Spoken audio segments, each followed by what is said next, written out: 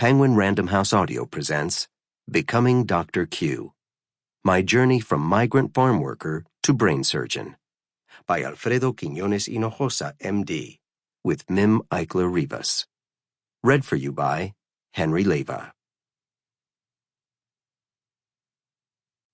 In loving memory of my sister Marisela. Prologue. Seeking terra firma. Is this the neurosurgeon on call?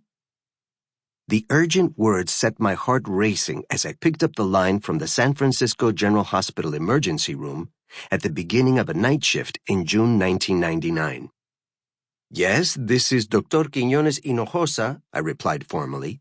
Then I quickly amended my answer, offering the nickname given to me in medical school. This is Dr. Q. How can I help? An ambulance will be arriving any second, bringing in a patient with a gunshot wound to the head who needs immediate attention. On my way. Springing into motion, I sped down the hallway of the hospital. Still new territory to me since I'd arrived only a few days earlier, fresh from Harvard Medical School, to begin an internship and residency in neurosurgery at the University of California, San Francisco. For my first night as the on-call neurosurgery intern, I was green enough to wonder if someone had made a mistake in assigning this crisis to me. A gunshot wound to the head? Though I'd been given a preview of the demands placed on residents at SFGH, the only level 1 trauma hospital in the Bay Area, and one of the busiest in the nation, little in my academic training had prepared me for the war-zone atmosphere of trauma services. Fear gripped me as I ran down the stairs and then through the corridor leading to the emergency room. Alfredo, get hold of yourself, I thought. But there was nothing of myself to hold on to. The faster I tried to fly down the hall, the more my breathing accelerated, the slower my footsteps fell. My head felt disembodied as though floating in the air above me. Sweating heavily, my heart pumping wildly, I struggled for balance, certain that I was about to collapse on the floor, right here in the hallways of this magnificent building and institution. From outside the hospital on that gloomy summer night came the sounds of police sirens, honking horns and distant voices echoing down dark streets. No music, no order, only chaos. A feeling of powerlessness washed over me as I approached the emergency room. Who was I attempting to fool? Why not admit my fear, turn around, and dash off in a different direction? Other questions countered these thoughts. Was I ready to give up? Was I going to let terror of the unknown win this battle without a fight? Or could I accept my fear as a familiar foe, as I had for most of my 31 years, and struggle even harder to find a way back onto solid ground? The answer was clear. I composed myself, pushed through the staff door into the emergency room, and strode to Trauma Zone 1, Bay 2, where the members of the trauma team were finishing up their evaluation of the patient. As I moved toward the partitioned space where the patient lay with feet toward me, I saw that he was a young African-American man in his late teens or early 20s. On further approach, I observed that a yellow transport table underneath him, used by paramedics to bring in highly injured patients, was drenched with blood and gray matter. A wave of nausea and dread hit me hard. The room began to spin. But I moved closer to assess the damage, fighting the feeling that I was descending into quicksand. When I reached his immobile body on the transport table, I slowly knelt down next to his head, where I could see that part of his skull was missing. Peering more closely, I was jolted by an unforgettable and shocking sight. A tunnel through his head with a bright white light glaring at the end of it. My God, I thought. How can this be? Then my answer came. The light was from the X-ray box secured on the counter on the other side of the patient. The light at the end of the tunnel was no metaphor for a patient whose life hangs in the balance, but in fact this patient's real condition. defined by an actual tunnel in his head through which a bright white light blazed from a source outside of him. Rocked off balance again, my knees buckling, I felt for the floor to steady myself, seeking a semblance of terra firma.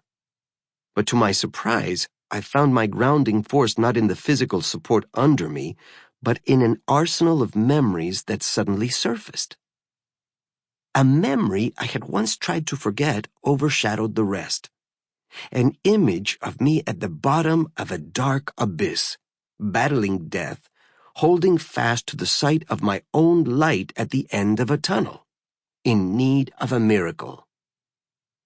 That image arrested my freefall, and in a surge of faith, I recalled the years of my education and the life lessons that had prepared me to face other crises.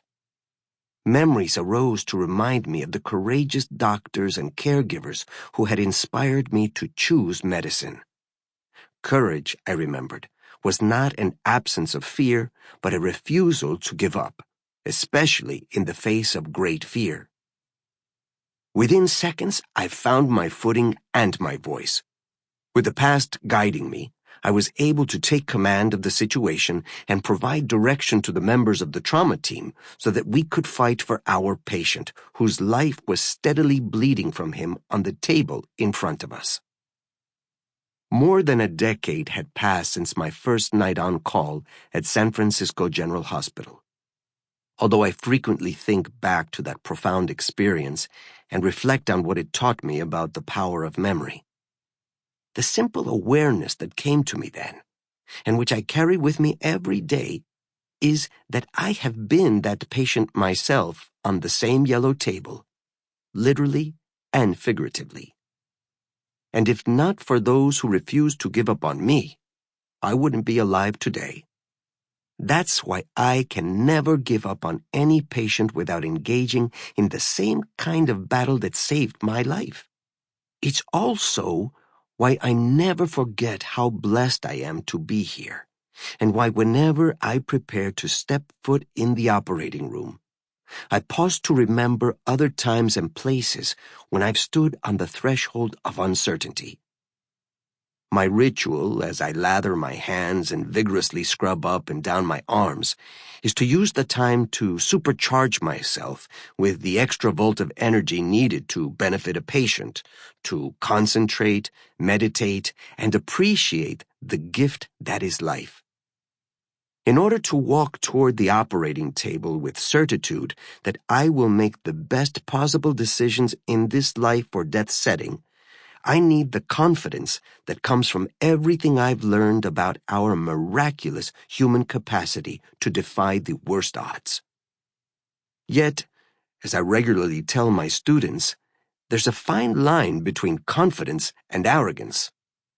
When walking that line in the OR, it's also important to place my feet on solid ground, firm in the knowledge that I can't control everything, and in the reality that I am only human.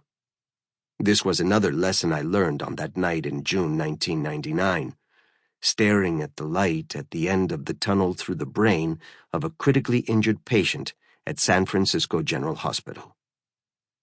In the final hours of his life, my patient was a reminder of the universal lesson that we human beings are more alike and more connected to one another than we tend to acknowledge. Take away the boundaries of language, culture, ethnicity, and background.